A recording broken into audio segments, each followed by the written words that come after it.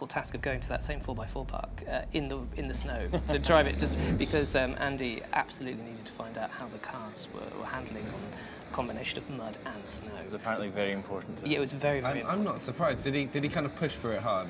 I need to go. It needs to be right. Absolutely, yeah. And to be fair to him, he came back with some pretty good reference, and it's made for a pretty authentic experience inside that park. So. What else? Like, what kind of else did you kind of get from the Beast from the East to kind of put into Forza Horizon 4? I think the other thing is maybe, like, you remember how long that sort of lasted. Like, quite often in Britain, you get that thing where it snows and then very quickly melts away. But I think because we had that real harsh cold winter, everything froze and stuck around for quite a long time. So we got to experience what that, you got that slushy sort of look to the roads you get in Britain when it starts to melt, which is totally there. But also when you get a real hard frost on tarmac, that's something that we don't necessarily see all that often, but we got to experience lots of it during that particular part of the year, and that's something that we've managed to replicate.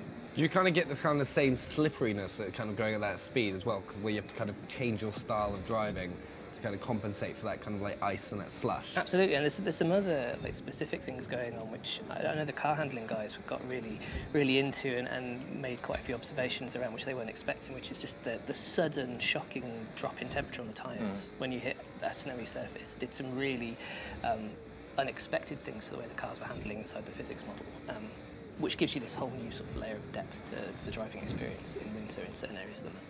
Yeah, and also, because like Ralph, you said it straight from the offset at the start of these streams that winter was your favourite season, right? What is it that makes like winter your favourite? So I think for me the biggest thing is, I think it's incredibly powerful when a game can change the way it looks completely. I'm sure I'm not alone in loving games, playing games a lot, and then when you absolutely love a game, when you play it a lot, you get super familiar with it. You totally understand every inch of the world that you're playing in, and what this game, and in particular winter within this game, does is on a really regular basis completely change the way the world looks, so that when you return to it, sure, it's the same world that you've been playing in, it's the same roads that but it looks so completely different that it's almost kind of like just refreshing.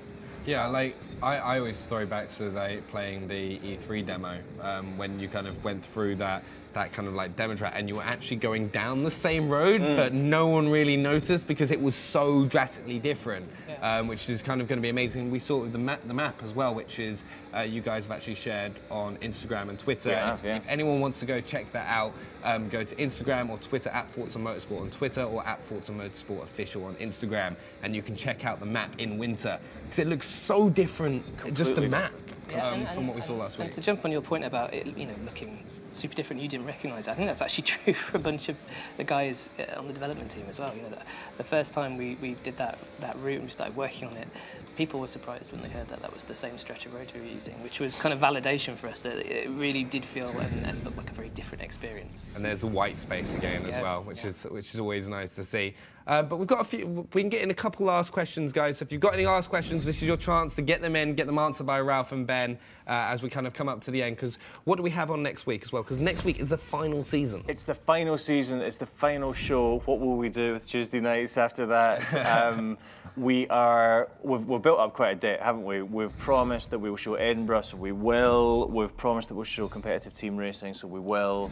I can't remember if we promised any other things, but we almost inevitably This have. is the moment where I kind of need to just try and get you to promise more things, because then it's just so we can then get more things next week. So yeah, I know. Obviously, it goes without saying. Spring. We will be showing spring. I think we'll probably drop the spring map in the same way we have the winter map on social media this next week as well. So there's a ton of stuff coming up in our final show next week. Well, we also have a poll. What is the wait, hold on, I want to see this poll that's going on. What's your favourite? So guys, we have a poll that's going on right now. What is the favourite season of Forza Horizon 4 that you've seen so far? So you've seen summer, you've seen autumn, and you've seen winter, right? So get involved, let us know what you think. Which is your favourite? Do you kind of agree with Ralph that winter's your favourite? Because like for me, I really enjoyed summer just because I really like those high-speed races and kind of going along the motorway. I thought it was awesome. And also, I think Ben really enjoyed autumn last week because of, I do love autumn. Yeah. You know, all the trees. Yeah, it's so golden and romantic. Yeah, it is the one. But we're coming up to the end of the stream today, guys. So I hope you've enjoyed everything. This has been winter. So many awesome new features we've taken a look at. So I think we should